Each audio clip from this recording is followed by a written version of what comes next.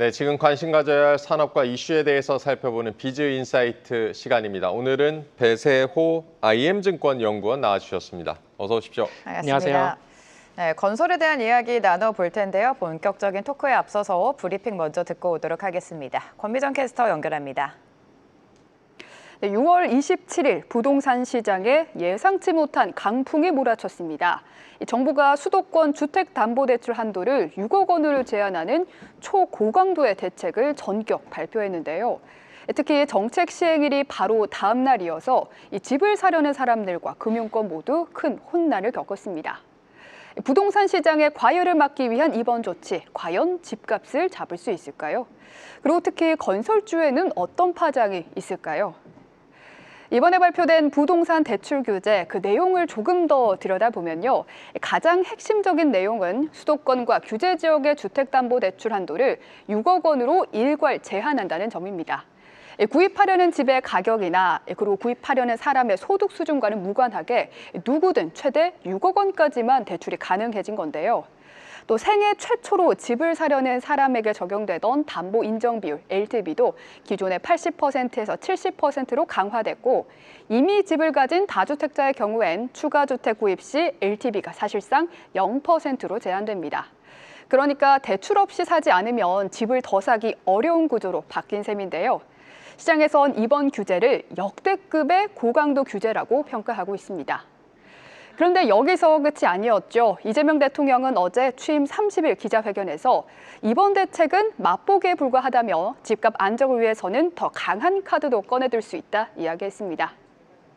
올해 건설주는 국내 증시의 상승세와 새 정부의 주택 공급 확대 기조 그리고 원전 수출 기대감이 맞물리면서 이렇게 강한 상승세를 보여줬습니다. 한국거래소에 따르면 건설사와 건설자재업체 등 23개 종목으로 구성된 KRX 건설지수는 상반기 동안 무려 63%나 급등했고요. 특히 최근 한 달 동안에만 19%의 상승률을 기록했습니다. 1월 2일 549포인트에서 시작한 KRX 지수는 이스라엘과 이란 간 휴전 소식이 전해진 지난 25일 900포인트를 넘어서며 연중 최고치 924포인트를 기록했는데요. 하지만 이 기세는 오래가지 못했습니다. 불과 이틀 뒤 정부가 발표한 초강력 대출 규제에 시장은 즉각적으로 반응했고 건설 지수는 다시 800선으로 내려오게 됐습니다. 금요일에 발표된 초강력 대출 규제, 그 여파는 주말을 넘겨서 월요일 시장에 그대로 반영됐습니다. 건설주는 이렇게 직격탄을 맞았는데요. HD 현대산업개발은 8%가량 급락했고요. DLENC도 5%대 넘게 하락하면서 시장의 우려를 반영했습니다. 단기 충격은 이미 수면 위로 드러난 상태입니다. 이제 시장의 관심은 한 가지인데요. 이 여파가 얼마나 오래 갈 것인지에 대해서 관심이 쏠려 있습니다. 주택 공급 확대라는 정책 기조와 또 초강력 규제 사이에서 건설주들의 향후 행보는 어디로 향할까요? 시장은 단기적으로는 좀 흔들릴 수 있겠지만 장기적인 관점에서는 상승 방향을 그대로 가져갈 것이다라는 입장입니다. 우선 대출 규제에 따른 집값 흐름에 대한 전망도 나오고 있는데요. 키움증권은 현재 부동산 시장 심리는 문재인 정부 초기와 비슷하다는 평가를 하면서 지난 문재인 정부 때도 부동산 가격 상승을 막기 위해서 이렇게 6번의 다양한 대책을 내놨음에도 불구하고 규제가 발표될 때만 일시적인 가격 상승세가 둔화됐고 큰 틀에서는 수도권 중심의 상승세는 이렇게 다시 올라갔다라는 분석을 내놨습니다. 이번 정책 역시 지난 정부의 학습 효과, 또 추경 등을 통한 유동성 공급 확대 때문에 중기적인 집값 상승은 계속된다고 키움증권은 평가하고 있는데요. 증권사들도 건설업종에 대한 비슷한 평가를 내리고 있습니다. 건설업종은 대출 규제에 민감한 점, 그리고 최근 건설업종의 주가가 업황 개선 기대감에 이미 상승하고 있던 점을 반영해서 단기적으로는 주가 조정 가능성이 있지만 중장기적인 방향성은 여전히 상승이 전망된다라는 평가가 나오고 있는데요. 최근 뜨거운 감자가 되고 있는 부동산 정책, 건설업종의 흐름과 함께 오늘 자세히 살펴보시죠. 네, 브리핑 보고 오셨고요. 좀 더 깊은 이야기로 들어가 보겠습니다. 연구원님, 상반기 건설주 주가 예상보다는 양호하게 전개가 됐는데요. 건설주 상반기 주가 흐름 어떻게 보셨습니까? 네, 건설주 주가 굉장히 괜찮았습니다. 네. 제가 건설을 시작을 한 지 만 3년 정도 됐는데요. 3년 동안 가장 좋았던 반기였던 것 같습니다. 현대건설 같은 경우에는 거의 80% 정도 주가가 올랐고요. YTD 네. 기준으로. 다른 대형 건설사들도 30에서 50% 정도 주가가 좋았습니다. 주가가 좋았던 이유는 먼저 한 여러 가지 복합적인 요인이 있는데 네. 1차 랠리를 주도한 거는 수익성 개선이었습니다. 현대건설이 4Q 24 실적을 발표를 하면서 엄청난 빅패스를 했고요. 그리고 25년도에 영업이익 가이던스를 굉장히 공격적으로 줬습니다. 네. 그리고 뒤에 리엔시도 마찬가지로 25년도에 영업이익 가이던스를 굉장히 공격적으로 주면서 건설사들이 올해는 수익성이 개선되겠다라는 투자자들의 신뢰가 좀 쌓였고요. 그런 기대감이 생기면서 건설주들의 1차 랠리가 있었고, 그리고 두 번째로는 최근에 2차 랠리가 있었는데 그거는 원전 관련주로 편입입니다. 네. 현대건설이 원전 관련주로 편입이 되면서 확실히 실체가 있고요. 연말에 불가리아 대형 원전이 본계약이 앞두고 있고, 그리고 SMR 관련돼서도 사업이 연말쯤에 구체화되기 때문에 분명히 이런 점은 원전 관련주로 편입이 네. 타당하다고 판단을 했고, 그래서 2차 랠리를 이야기를 했습니다. 그 밖에도 금리가 하향하는 기조, 그리고 이 건설 경기 자체가 지금은 안 좋지만은 내년에는 개선될 수 있다는 기대감, 그리고 최근에는 차기 정부가 지금 정부에서 대북 유화 메시지를 주면서 네. 이런 대북 관련돼서도 좀 긍정적인 영향을 미쳤다라고 판단하고 있습니다. 네, 수익성 개선과 함께 원전이라는 모멘텀까지 붙으면서 건설주가 최근에 계속해서 상승 랠리를 이어갔던 것 같습니다. 건설 경기를 가늠할 수 있는 데이터도 좀 잘 봐야 될 것 같은데 어떤 데이터에 주목하면 좋을까요? 네, 여러 가지 데이터를 네. 보는데 부동산이야 데이터가 100개는 넘을 것 같습니다. 네. 굉장히 네. 많은데 제가 중점적으로 보는 데이터는 분양, 그리고 입주, 미분양, 그리고 건축물 착공 면적, 이 정도 수준, 매매 거래량까지 네. 이 정도까지 좀 중점적으로 보고 있습니다. 안타깝게도 상반기의 건설 지표를 보면은 굉장히 부정적입니다. 우선 분양 물량을 먼저 말씀드리면은 네. 상반기에 전국적으로 분양했던 물량이 7만 호 정도인데요. 전년 24년도에도 분양 경기가 안 좋았는데 그때 상반기 분양했던 물량이 14만 호입니다. 그러니까 전년 같은 기간을 비교를 했을 때 거의 분양 물량이 40% 정도 감소를 했는데요. 수도권, 지방 둘 다 안 좋았지만 지방에서 거의 분양 물량이 전년 대비 50% 정도 감소를 했습니다. 그리고 미분양 같은 경우에도 지금 6.7만 호 정도 기록하는데 이게 과거 10몇 년간의 데이터를 보면은 높은 수준이라고 말씀드릴 수 있고, 그리고 중공업 미분양, 그러니까 건축물이 다 완공됐음에도 불구하고 네. 아직까지 미분양으로 남아있는 상황이 물량이 2.7만 호 정도가 됩니다. 이게 2012년도 이래로 최고치를 기록을 하고 있는 상황입니다. 그리고 건축물 착공 면적을 봤을 때 23년도부터 굉장히 착공 면적이 많이 줄어들었음에도 불구하고 전년과 같은 기간을 비교를 했을 때 5월달 누적으로 건축물 착공 면적이 20% 정도 감소를 했습니다. 그래서 종합적으로 말씀드리면요, 아파트 매매 가격 자체는 서울을 중심으로 올라가고 있음에도 불구하고 그 외에 대부분의 부동산 지표 그리고 건설 지표는 아직까지 굉장히 부정적이다라고 요약을 해드릴 수 있을 것 같습니다. 네, 건설 경기는 어쨌든 이 공사비 상승, 금리 인상이 되면서 어쨌든 장기간 부진을 이어오긴 했었는데요. 그렇다면 이제 본격적인 업황 반등이 언제 이루어질지가 궁금해지는데 언제로 좀 예상을 하십니까? 이 부분이 굉장히 어려운 상황입니다. 우선 상식적으로 말씀드리면은 지금 금리가 굉장히 유의미하게 내려가고 있는 네. 상황이라서 아무래도 사업 시행자 입장에서는 과거 2, 3년 비해서는 이 사업 조건이 괜찮아진 것은 맞습니다. 하지만 지금 좀 분류를 해보면요. 네. 일단 주거용부터 말씀드리면은 지금 지방의 미분양 그리고 지방의 이 부동산 침체가 굉장히 지속되고 있고 언제 반등이 된다라고 쉽사리 말씀드리기 굉장히 어려운 네. 상황입니다. 일례를 말씀드리면 대부분의 지방, 광역시를 포함해서 지금 분양가가 매매가보다 10에서 20% 정도 올라가 있는 상황입니다. 네. 공사비가 그만큼 많이 올랐다는데요. 그렇기 때문에 지금 분양의 메리트가 굉장히 없어진 상황입니다. 그래서 이러한 상황에서 신규로 지방에서 청약 경쟁이 뜨거워진다, 그리고 개발이 많이 된다라고 속단하기는 좀 어려운 상황이고요.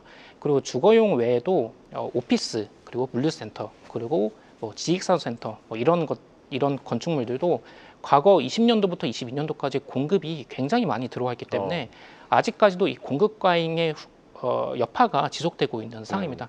그래서 이런 거 역시 당장 단기간에 반등이 된다라고 말하기가 굉장히 어려운 상황입니다. 하지만 금리가 앞서 말씀드린 대로 금리가 유의미하게 내려가서 이 시행사 입장에서 사업성이 좋아진 건 사실이고, 네. 그리고 지난 24, 25, 그리고 23년도까지 3년 동안 건축물 착공 면적이 굉장히 쪼그라든 상황입니다. 네. 3년 동안 거의 지어진 게 없다라고 어. 말씀드릴 수 있을 정도로 쪼그라든 상황이라서 이거는 언젠가는 다시 지어야 한다라고 말씀드릴 수가 있습니다.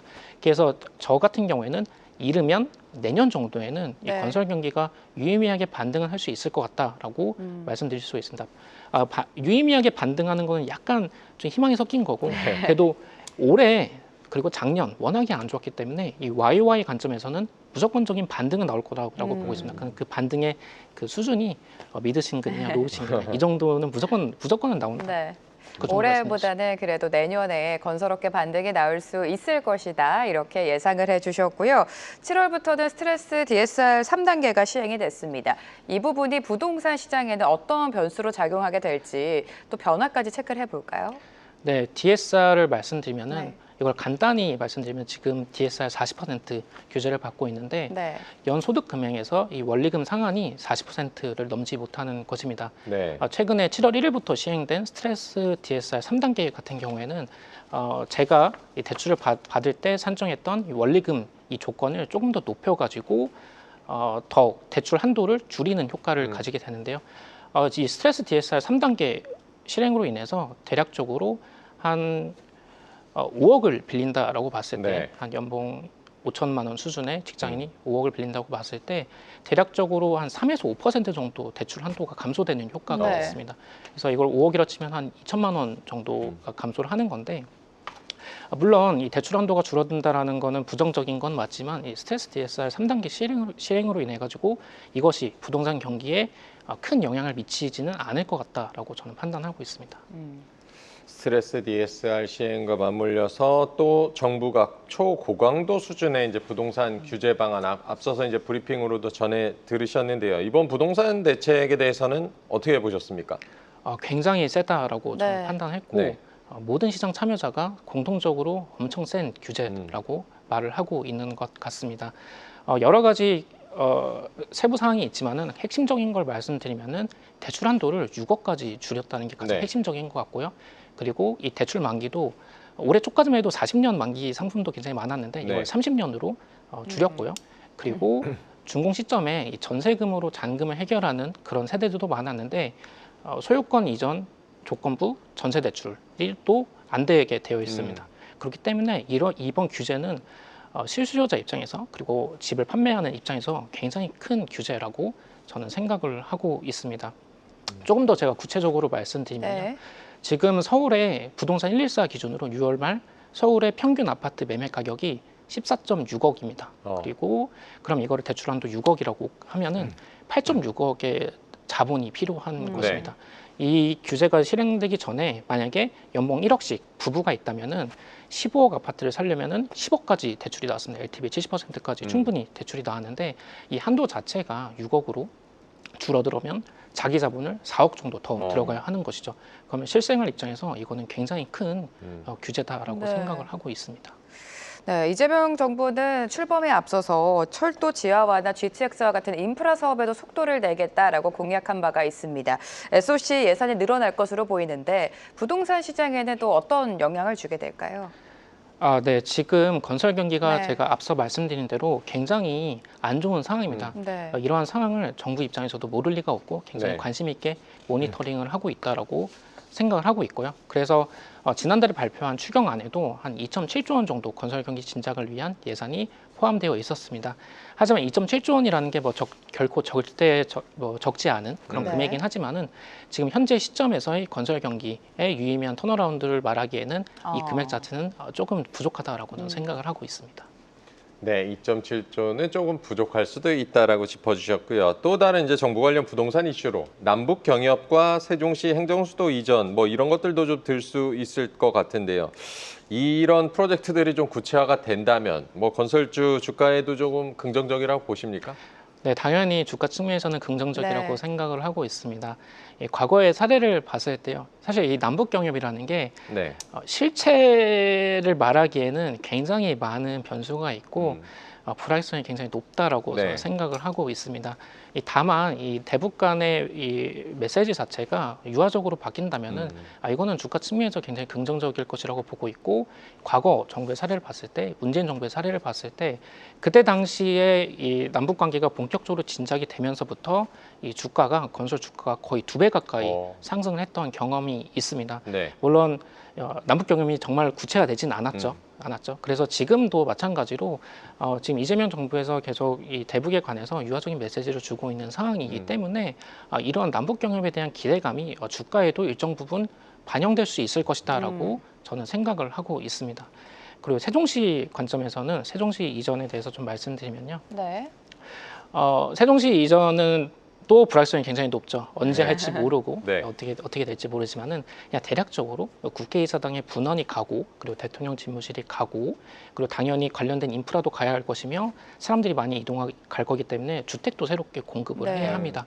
그럼 이런 것들을 종합을 했을 때 몇 조 원짜리 사업은 아닐 것 같아요. 저는 한 수십조 원 정도의 사업이 될 것 같고, 마찬가지로 이 세종시 이전 프로젝트도 본격화된다면은 건설 주가에 굉장히 긍정적일 것 같고, 대형 건설사보다는 이런 지방을 거점으로 둔 네. 중소형 건설사들이 수혜를 많이 입을 것이다. 그리고 이 시멘트 관련돼서도 좀 주가가 좋을 것이다라고 생각하고 있습니다. 네, 두 가지 이슈 모두 아무래도 건설주 주가를 끌어올릴 만한 호재가 될 것 같습니다.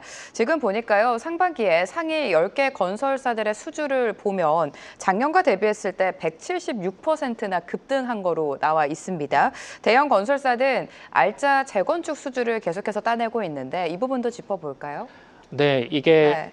건설 경기는 부진하지만 이 재건축 수주전은 굉장히 활기를 띠고 네. 있는 상황입니다. 현대건설 같은 경우에는 개포주공 단지, 67단지를 수주를 하면서, 그리고 상반기에 이미 5.5조 원 정도의 수주를 확보를 했고요. 그리고 하반기에 압구정 2구역, 그리고 성수 1구역까지 굉장히 굵직굵직한, 이 부동산을 좋아하시는 분들한테는 굉장히 중요한 사업들입니다. 이런 사업들 파이프라인을 가지고 있고요. 그리고 GS건설, 그 HDC 현산도 상반기만 해도 2조 원을 넘는 수주를 기록을 했습니다. 그래서 저는 이게 굉장히 긍정적이라고 생각을 하고 있고, 다만 이 재건축이라는 게 지금은 아직 사업 시행 인가도 안 된 사업들이 많아요. 사업 시행 인가를 받고, 그리고 관리 처분 인가를 받고, 그 뒤에 본격적으로 착공이 되는데 네. 정말 빨라봤자 2년, 그리고 한 3년 정도는 봐야 하는 그런 사업들입니다. 그래서 단기적으로 이것들이 실적에는 긍정적인 영향을 미칠 것이라고 어렵지만은, 그래도 이 장기적인 관점에서 일거리를 갖는다는 것 자체가 저는 좋은 것이라고 보고 있습니다. 네, 재건축 프로젝트들도 잘 챙겨 보셔야겠고요. 앞서서 이제 상반기 건설 주가 상승의 요인 중에 하나로 원전 모멘텀을 또 꼽아 주셨는데, 현대건설 같은 경우는 이제 글로벌 원전 트렌드에서 수혜 기업으로 좀 주목을 받고도 있기도 하고, 하반기에도 이런 추세는 좀 이어질 거라고 보십니까? 네, 저는 하반기에도 현대건설의 이 원전 모멘텀이 지속될 것이라고 생각을 하고 있습니다. 현대건설이 3월 달에 CEO 인베스터 데이를 개최를 하면서 굉장히 이 대형 원전, 그리고 SMR 관련돼서 구체적인 파이프라인을 제시를 해줬고요. 그중에서 단기적으로 가장 크게 봐야 할 것이 불가리아 코졸로두이 원전인데, 이게 대략적으로 현대건설이 가져가는 이 공사 금액이 한 70억 달러, 60에서 70억 달러 네. 정도로 파악이 되고 있습니다. 이것이 물론 확정되진 않았지만 대략적으로 그 정도 수준을 보는데, 이게 굉장히 큰 금액이고, 우리 돈으로 한 9조 원 정도가 되는 것이다. 굉장히 큰 네. 금액이고요. 그리고 이 불가리아 원전 제외하고 현재 핀란드, 그리고 뭐 슬로베니아 원전도 현재는 타당성 조사를 거치고 있는데, 이 현대건설이 참여를 하고 있고요. 뭐 이게 본격화된다라는 거는 뭐 단기적으로는 어렵지만 내년, 뭐 내후년 정도에 이런 다른 유럽 국가들의 대형 원전 사업도 가져올 수 있는 기대감을 가져봐도 될 거다라고 보고 있고요. 그 SMR 관련돼서도 네. 간단히 말씀드리면은, 현대건설은 미국의 이 홀텍사 원전 처리, 그리고 SMR 관련 기업입니다. 이 홀텍사와 굉장히 긴밀한 파트너십을 가지고 있는데, 현재 홀텍사가 미시건주의 팰리세이드 부지라는 곳에서 현대건설과 같이 사업을 하고 있습니다. SMR 사업을 하고 있습니다. 네. 이 사업 같은 경우에는 연말부터 이 부지 조성이 시작될 예정이고요. 그리고 인허가를 마친 이후 한 27년도 정도에 이 본 사업이 예정이 되어 있습니다. 그래서 SMR 관련돼서도 현대건설의 익스포저가 상당하다라고 말씀드릴 수 있습니다. 제가 지금 말씀드린 이 파이프라인 외에도 네. 굉장히 많은 파이프라인이 있기 때문에 이 원전이 일회성으로 그치지는 않을 것이다 보고 있습니다. 미국과 유럽의 이 원전 친화 이 스탠스 자체가 근본적으로 바뀌지 않는다면은 이 원전 관련된 기대감은 지속될 것이다라고 생각하고 있습니다. 네, 최근에 현대건설은 사실상 원전주로 부각이 되면서 주가 상승 랠리를 이어왔는데 하반기 역시 상승을 기대해도 좋겠다라고 말씀을 해주셨고요. HDC 현대산업개발도 보도록 하겠습니다. 자체 사업 매출이 굉장히 두드러진 상황인데 여기서 중요한 건 추가적으로 프로젝트를 또 따낼 수 있을지 그 여부가 될 것 같습니다. 네, 현상 같은 경우에는 투자자들의 우려가 많았어요. 서울원 아이파크 외에는 뭐 없지 않냐 이런 우려가 있는데 우선 서울원 아이파크가 워낙에 큰 사업이기 때문에 그만한 사업이 빠른 시일 내로 나오는 건 말이 안 되고요. 네. 25년도 기준으로 이 파주 메디컬 클러스터 대략 1조 원 정도 사업이 있고 내년도 복정 역세권 그리고 잠실 마이스 관련돼서도 각각 1조 원 정도의 사업이 있습니다. 그래서 이러한 사업들이 그리고 최근에 용산 정비창 이 재개발 사업도 1조 원 정도가 되는데 공사 금액이 이것도 수주했고요. 그래서 이러한 사업들이 이 인라인대로 된다면은 대략적으로 27년도에는 연간 현산의 매출액이 현재 한 4조 원 정도 되는데 27년도에는 6, 7조 원 정도도 바라봐도 괜찮을 것이다라고 생각을 하고 있습니다. 이런 최근에 이 정부의 이 규제 때문에 아무래도 현산의 이 주가가 약세를 보이고 있는 게 사실인데 그냥 펀드로 보고만 봐도 밸류에이션을만 봐도 충분히 매수가 가능한 구간이라고 판단하고 있습니다. 네, 현대건설과 HD 현산 같은 경우는 긍정적으로 봐주셨고 또 이제 대형 건설사 중에 GS건설이 있는데 GS건설은 어떻게 보십니까? 네, GS건설은 2분기 중에 이건 저 공표된 보고서에도 있는 네. 얘기인데 영국의 자회사의 파산 절차 때문에 2분기에 관련된 손실이 꽤 들어올 예정이고요. 근데 그거를 감안해도 재건축 사업, 준공을 앞둔 재건축 사업에서 많은 도급증액이 있었고 그럼 이거를 상쇄를 하면 대략적으로 2분기 실적도 나쁘진 않을 것이다라고 생각을 하고 있습니다. 아직 제가 프리뷰 보고서를 내기 전이라서 구체적인 숫자를 말씀드리기 어렵지만은 나쁘진 않은 수준이다라고 보고 있고 EQ를 이제 3Q, 4Q 내년도를 봤을 때 예상되는 일회성 비용이 없기 때문에 제가 계속적으로 투자 포인트로 말씀드린 이 건설사들의 수익성 개선이 지속이 될 것 같다. 25 하반기 갈수록 26년 갈수록 그래서 GS건설 역시 현재 뭐 밸류에이션을 감안했을 때 충분히 매수가 가능하다라고 생각하고 있습니다. 네, GS건설도 매수 관점으로 바라봐 주셨고요. 또 실적에 집중을 해야 될 것 같습니다. 7월부터 실적 시즌인데 건설주 전반의 실적 전망은 어떻습니까? 네, 제가 아직 네. 프리 보고서를 내지 않았기 때문에 네. 다음 주에 발간 예정입니다. 읽어봐 주시면 감사하고. 네, 포인트는 이거인 것 네. 같습니다. 이 건설사들이 25년도에 실적 발표 가이던스를 주면서 우리가 주택 부분 마진이 개선되고 있다. 개선될 것이다라고 얘기를 했고 그거에 대해서 투자자들이 화답을 해줬습니다. 그래서 2분기 실적에서 중요한 포인트는 이 건설사들의 주택 마진이 개선이 되고 있냐 이런 부분이 가장 중요한 화두가 될 것 같다. 이 부분을 좀 살펴보셔야 할 것 같습니다. 네.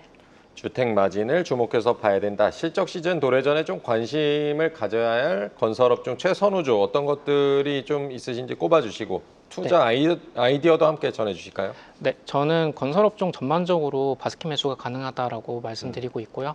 현대건설의 밸류에이션을 봤을 때 사실 과거에 받았던 밸류에이션을 역사적 고점을 거의 뚫은 상황입니다. 네. 그래서 뭐 밸류에이션 부담이 있다라고 이런 우려가 있지만은 그래도 현대건설이 이 원전주로서 이 새로운 지평을 열었기 때문에 충분히 이 밸류를 뛰어넘을 수 있다라고 생각을 하고 있어서 현대건설 그리고 뭐 이 건설 경기 전반적인 턴어라운드 그리고 수익성 개선까지 이 건설 대장주로서 저는 매수가 충분히 가능하다라고 생각을 하고 있고 DLANC 그리고 HDC 현산 그리고 GS건설 모두 뭐 이러한 비슷한 관점에서 원전을 제외했을 때 낮은 밸류에이션 그리고 수익성 개선 그리고 뭐 26년도로 예정되어 있는 이런 건설 경기 턴어라운드 기대감까지 충분히 매수가 가능하다라고 생각을 하고 있습니다. 이 중에서 이 DLANC는 이 앞서 말씀드린 투자 포인트를 더해서 네. 이 SMR 관련돼서도 모멘텀이 있습니다. 네, DLENC와 현대건설까지 여전히 건설주 좀 긍정적으로 바라봐 주셨습니다. 배세호 IM증권연구원과 오늘 함께했습니다. 고맙습니다. 네, 고맙습니다. 감사합니다. 계속해서 다양한 경제 이슈를 알고 싶다면 구독과 좋아요, 알림 설정 부탁드립니다. AI 캐스터 권미정이었습니다.